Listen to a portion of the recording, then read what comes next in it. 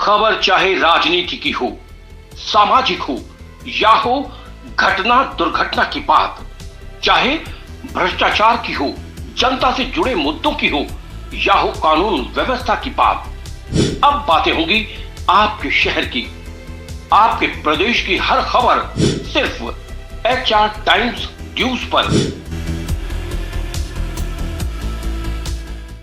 पानीपत की इंदिरा कॉलोनी में देर रात मां बेटे की हत्या, दोनों की तेजधार हथियार से की गई हत्या। आसपास के एरिया में फैली सनसनी। घर में 23 घंटे तक चलता रहा टीवी। पड़ोसियों ने घर जाकर आवाज लगाई तो नहीं आया कोई घर के बाहर, तो पड़ोसियों ने दी पुलिस को सूचना। मामले की सूचना पाकर मौके पर पहुंची पुलिस ने दोनों के शवों को कब्जे में लेकर पोस्टमार्टम के लिए सामान्य हॉस्पिटल भिजवा दिया।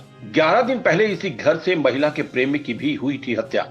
महिला के बेटे ने ही की थी अपने मां के प्रेमी की हत्या। आरोपी महिला का बेटा फिलहाल हत्या के आरोप में जेल में बंद। मृतका की बेटी की शिकायत पर अज्ञात लोगों के खिलाफ मामला दर्ज कर जांच शुरू की। फिलहाल पुलिस कर रही है मामले की हर पहलू से जांच। पानीपत की इंदिरा कॉलोनी में रानी के घर के बीते 23 घंटे से लगातार टीवी चलने की आवाज आ रही थी। पड़ोसियों ने कई बार रानी के घर के बाहर जाकर आवाज दी, लोहे का गेट पीटा, लेकिन कोई हरकत नहीं हुई। सुबह से रात हो गई और घर से पूरे दिन में कोई बाहर नहीं आया, जिस पर पड़ोसियों ने पुलिस को मामले की सूचना दी। मौके पर पहुंची पुलिस और घर के पीछे के दरवाजे से अंदर दाखिल हुई तो वहां रानी और उसकी बेटी गीता उर्फ अंजलि का शव पड़ा मिला। दोनों के शव खून से लथपथ थे। उन पर हत्यारों ने बेरहमी से 15 से अधिक वार किए थे। पुलिस के मुताबिक वारदात वीरवार की रात 10 से 11 बजे के बीच अंजाम दी गई। जिस वक्त दोनों मां बेटी टीवी देख रही थी तभी घर में कोई दाखिल हुआ और हत्या की गई। वीरवार की पूरी रात और शुक्रवार की रात तभी जब टीवी की आवाज कम नहीं हुई तो पड़ोसियों ने बार बार घर का दरवाजा खटखटाया, लेकिन दरवाजा अंदर से बंद था। किसी की कोई प्रतिक्रिया नहीं दी। उसके बाद पुलिस को इसकी सूचना दी गई। सूचना मिलने के बाद मॉल टाउन थाना पुलिस मौके पर पहुंची। कमरे में रानी का शव बेड पर पड़ा था और बेटी का फर्श पर शव पड़ा था। दोनों को चाकू से बुरी तरह से गोदा गया था। पुलिस ने दोनों के शवों को पोस्टमार्टम के लिए सिविल अस्पताल भेज दिया।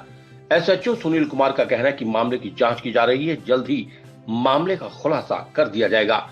रानी के बेटे अंकुश ने 7 जुलाई को अपने घर की छत पर सो रहे मूल रूप से बागपत निवासी इदरीश खान की किचन के चाकू से गला रेत कर हत्या कर दी थी।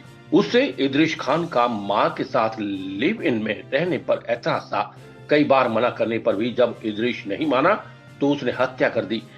अंकुश के पिता की मौत के बाद से रानी करीब 3 साल से इदरीश के साथ लिव इन रिलेशनशिप में रह रही थी।